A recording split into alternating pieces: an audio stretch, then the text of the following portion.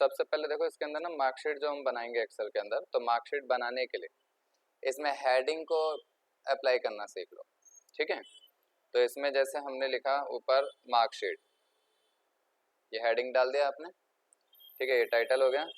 अब उसके बाद यहाँ पे इसको हम बाद में मर्ज करेंगे हेडिंग को। सबसे पहले मार्कशीट के अंदर क्या क्या चीज़ें होती हैं, अगर आप शीट बनाते हो तो उसमें क्या क्या रिकॉर्ड रखोगे वो यहाँ पे रख लो। ठीक है, तो आप यहाँ पे नेम हेडिंग बना सकते हो। ठीक है, सब्जेक्ट एंटर कर लो, जो भी सब्जेक्ट्स होते हैं आपके, जैसे मैथ्स हो गया, इंग्लिश हो गया, साइंस हो गया, ठीक है, सोशल स्टडीज़ हो गया, आपका हिंदी हो गया, ऐसे जितने सब्जेक्ट है वो लिख लो। ठीक है, उसके बाद यहाँ पे आपको टोटल का एक हेडिंग बना लेना है। उससे क्या होगा, आप इसके अंदर जो भी टोटल बनेंगे वो आप दिखा पाओगे। टोटल के साथ में आप ये भी बताना चाहते हो कि उसका रिजल्ट कैसा है, पास है, फेल है, वो भी रिकॉर्ड में रखना है तो वो भी ले आओ। ठीक है, ग्रेड रखना है तो ग्रेड भी बना सकते हो। इसी तरीके से यहाँ पे एवरेज आ जाएगा। ठीक है, मैक्सिमम, मिनिमम। ठीक है, ये सारी हमने हेडिंग यहाँ पे क्रिएट कर लिया। अब उसके बाद देखो इसको मुझे क्या करना है, इस हेडिंग को पूरा यहाँ तक अप्लाई करना है, यहाँ तक। तो इसलिए क्या करो, ये एक से ज़्यादा सेल है, मोर देन वन है, तो आप क्या करोगे, यहाँ पे इन सबको पूरे को सेलेक्ट करना है, एक पूरी रेंज सेलेक्ट कर लो जहाँ तक हेडिंग है, और यहाँ पे क्लिक करना, मार्जिन सेंटर का ऑप्शन मिलेगा। ठीक है, अच्छा यहाँ पे पूरा एक्सपेंड होके दिख रहा है क्योंकि ये वाइड स्क्रीन है इस वजह से। ठीक है, स्क्वायर वाली स्क्रीन में देखोगे तो हो सकता है सिर्फ आइकन दिखे, तो देखो इस पे आइकन पे ये लिखा हुआ है इस तरीके से। ठीक है, तो आपको इस पे क्लिक करना है, तो ये क्या करेगा, सारे मल्टीपल सेल्स को मर्ज करके, मतलब कंबाइन करके एक सेल में कन्वर्ट कर देगा। तो यहाँ पे आप देखोगे अब यहाँ पे ये पूरा सेंटर में आ गया। अगर आपको कोई फॉर्मेटिंग अप्लाई करनी है तो यहाँ से कलर वगैरह आप अप्लाई कर सकते हो। टेक्स्ट का कलर चेंज करना है तो यहाँ से जाके टेक्स्ट का कलर चेंज कर सकते हो। बोल्ड करना है तो बोल्ड कर लो, फॉन्ट साइज इंक्रीज कर सकते हो, दिख रहे हैं। ठीक है, ऐसे यहाँ से भी अप्लाई कर सकते हो फॉन्ट साइज। फॉन्ट का स्टाइल चेंज करना है तो फॉन्ट स्टाइल यहाँ से आप चेंज कर लोगे, जो भी आपको रखना है। जैसे मैंने बोला ये एरियल ब्लैक फॉन्ट रखना है, ये लो, हो गया। अच्छा, अब उसके बाद में पहले इसको हम सेव कर लेते हैं। ठीक है, ताकि अगर बाद में फाइल हमें ज़रूरत पड़े तो यूज़ कर पाएँ। तो मैं इसे मार्कशीट के नाम से सेव कर देता हूँ। ठीक है, इसे डेस्कटॉप पे ले जाके और यहाँ पे सेव। तो अब यहाँ पे देखो, ये जो हमारे पास सब्जेक्ट है, नेम के साथ में हमने सब्जेक्ट्स एंटर किए हैं, total, result, grade, average, maximum, minimum है। अब यहाँ पे हम रैंडमली कोई भी नेम ले लेते हैं। ठीक है, जैसे यहाँ पे हमने लिखा अमन, ठीक है, रमन, सुमित, हरी, ठीक है, किशन, महेश या मनोज, इस तरीके से हमने नाम ले लिया। अब नंबर देखो, हम चाहें तो रैंडमली अभी कुछ भी एंटर कर सकते हैं, या फिर आपके पास एक तरीका है, आप एक क्राइटेरिया, एक रेंज सेलेक्ट कर लो, माउस से पूरा एरिया सेलेक्ट कर सकते हो, या फिर शिफ्ट प्रेस करके रखो और उसके साथ में एरो कीज, जैसे नीचे सिलेक्शन बनाना है तो डाउन एरो शिफ्ट के साथ, और राइट चाहिए तो राइट एरो। ठीक है, तो यहाँ पे आप देखोगे शिफ्ट के साथ हमने एरो के साथ सिलेक्शन बना लिया। अब एक फॉर्मूला आपको सिखा रहा हूँ, अगर कभी भी आपको रैंडम नंबर जनरेट करने हैं तो उसके लिए क्या करना है, इक्वल टू लगाना, और एक्सेल के अंदर वैसे भी कोई भी फॉर्मूला अप्लाई करना है तो इक्वल टू लगाना जरूरी है। ठीक है, यहाँ पे लिखना रैंड बिटवीन। ठीक है, रैंड बिटवीन का ये फॉर्मूला अप्लाई करना है। अब देखो यहाँ पे जैसे आप यहाँ पे दो देखोगे, रैंड आ रहा है और एक रैंड बिटवीन आ रहा है, तो रैंड बिटवीन पे मैरो से नीचे आते हैं, और इसे पूरा ऑटो कंप्लीट करने के लिए टैब यूज करना है आपको, कीबोर्ड से टैब बटन प्रेस करो, ऑटो कंप्लीट हो जाएगा। अब उसके बाद इसमें मैंने बोला कि 40 से लेके मिनिमम नंबर जो आप एंटर करवाना चाहते हो वो, कॉमा, और मैक्सिमम नंबर यहाँ पे अप्लाई करवाओ। तो 40 से 90 कर दिया हमने, या फिर मान लो हमने बोला कि 30 से लेके 90 के बीच के जो रैंडम नंबर होंगे वो फिल करने हैं। अब इस पूरे रेंज के अंदर एक बार में नंबर अप्लाई करने के लिए, फिल करने के लिए आप ध्यान रखना, कंट्रोल बटन प्रेस करके रखना और उसके साथ एंटर प्रेस कर देना। तो कंट्रोल प्लस एंटर से एक बार में ये सारे के सारे नंबर पूरे एरिया में फिल हो जाएंगे। नहीं तो जनरली क्या होगा, अगर आप एंटर करोगे तो वो सिर्फ सिंगल सेल के अंदर नंबर देगा। ठीक है, फिर आपको उसके लिए क्या करना होगा, नीचे फिल करने के लिए कंट्रोल डी और राइट साइड फिल करने के लिए कंट्रोल आर करना पड़ेगा। ठीक, तो ये बताओ, ये समझ में आया, पहले क्लियर है? अब इसमें एक प्रॉब्लम और होगी क्या कि आप अब चेक करो हर सेल में, देखो ये फॉर्मूला अभी दिखाई देगा, फॉर्मूला लगा रखा है, और आप ये नोट करो, यहाँ पे देखो नोटिस होगा आपको, जो 64 है, 67, 80, 134, 78 आ रहे हैं ना नंबर। अगर मैं किसी एक नंबर को चेंज करूं, जैसे सपोज करो मैंने इसको 30 किया, 30 करने के साथ ही क्या होगा, इस सारे नंबर अपडेट हो जाएंगे। देखो सारे के सारे नंबर अपडेट हो चुके हैं नीचे से ऊपर तक। अगर मैं इसको जाके 20 करता हूँ, फिर से ये सारे देखना ये अपडेट हो जाएंगे। अभी देखो 68, 87, 46, 55, 70, 90 ये सब दिख रहे हैं ना ऐसे। अब देखो सारे अपडेट हो गए। तो इसलिए आपको क्या करना है, जब ऐसा कर लोगे तो आपको सेलेक्ट करना है और यहाँ पे एक ऑप्शन मिलेगा कॉपी, ठीक है, कॉपी पे क्लिक करो और इसके अंदर जाके पेस्ट पे क्लिक करना है आपको, ठीक है, पेस्ट पे मत करना, हाँ में हाँ मिला रहे हो, ठीक है, कॉपी करना और पेस्ट वैल्यू कर देना, क्योंकि कॉपी पेस्ट तो क्या करता है पूरा डेटा एकदम सेम पेस्ट कर देगा, लेकिन हमें क्या करना है इस वैल्यू को नंबर फॉर्मेट में लाना है, ठीक है। इसको हमें ऐसा नहीं है कि वो फॉर्मूला जो लगा है उसको वैसे छोड़ना, नहीं, उस फॉर्मूले से हटा के नंबर फॉर्मेट में लेके आना है, तो इसलिए पेस्ट वैल्यू पे क्लिक करो। अब आप चेक कर सकते हो, देखो यहाँ पे वैल्यू दिखाई देगी, फॉर्मूला नहीं दिखाई देगा। नॉर्मल कॉपी पेस्ट करता तो ये फॉर्मूले के साथ डेटा वैसे ही रहता, पेस्ट हो जाता, कहीं और चाहिए तो वहां भी पेस्ट हो जाता, ठीक है। चलो अब ये सिलेक्शन हटाने के लिए मैं स्केप कर रहा हूँ ताकि वो एक्शन जो है वो कैंसिल हो जाए। अब टोटल निकालने के लिए सबसे सिंपल तरीका है, देखो आपको कई सारे तरीके बता रखे हैं। एक तरीका ये इक्वल टू लगाओ, सम लिखो, ब्रैकेट ओपन करो। अब अमन के पास जो सब्जेक्ट हैं उसके जो मार्क्स आ रहे हैं वहां से स्टार्टिंग से लेकर के और एंड तक पूरा सेलेक्ट कर लो, ठीक है। तो रेंज क्या हुई इसकी B3 से F3 तक। ब्रैकेट बंद करेंगे तो जैसे एंटर करेंगे, एंटर करने के साथ ही आप देखोगे यहाँ पे इसका टोटल आ जाएगा, इसका टोटल आ गया 318 आ गया, ठीक है।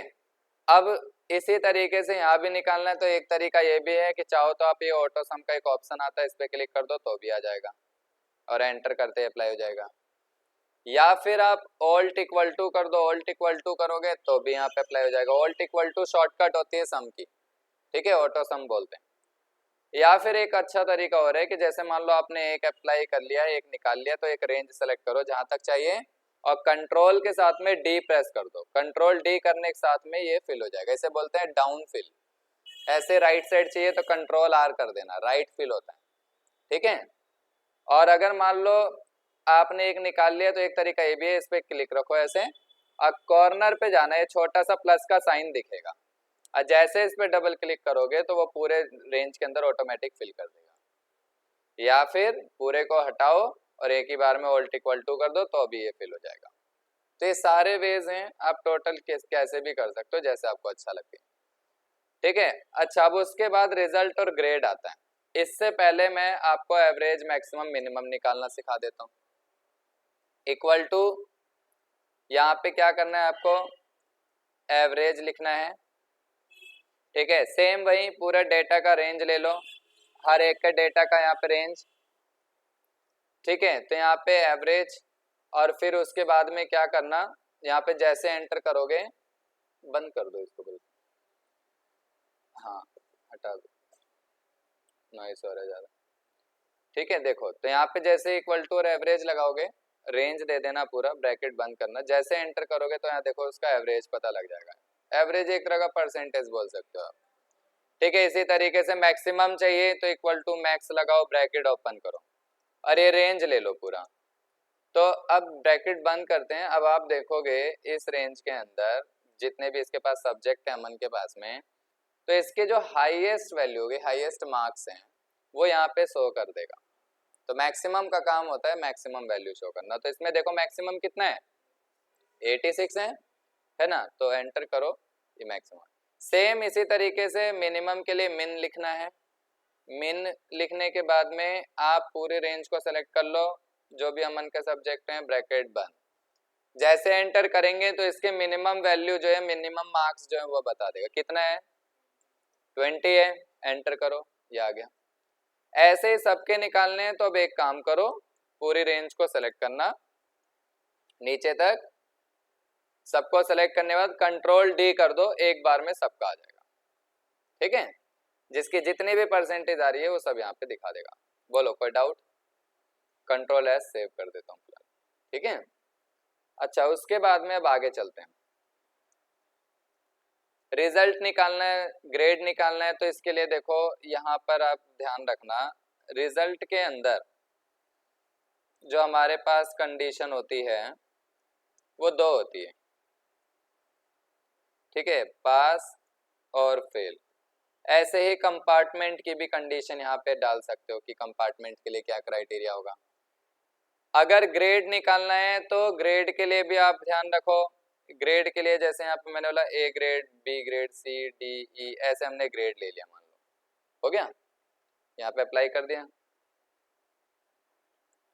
अब यहाँ पे जब भी कभी आपके पास ऐसे कंडीशनल स्टेटमेंट आ जाए कि इसके लिए ये प्रिंट करना है या ये करना है, तो उसके लिए ध्यान रखना आपको क्या करना है यहाँ पे, चलो उसके लिए इफ का फॉर्मूला अप्लाई करना है, हमेशा इफ करते हैं, तो इक्वल टू लगाना, इफ लगाना, ब्रैकेट ओपन, ठीक है, इफ लगाया।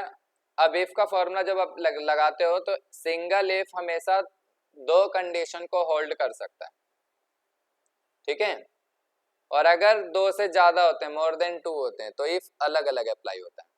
तो यहाँ पे इफ, अब टोटल का सेल एड्रेस ले लो, मैं अगर टोटल ग्रेटर होता है मतलब ज्यादा होता है 250 से, क्या क्राइटेरिया था इसमें, क्या दिया है 250, तो कॉमा, कॉमा हमेशा सेपरेट करता है कंडीशन।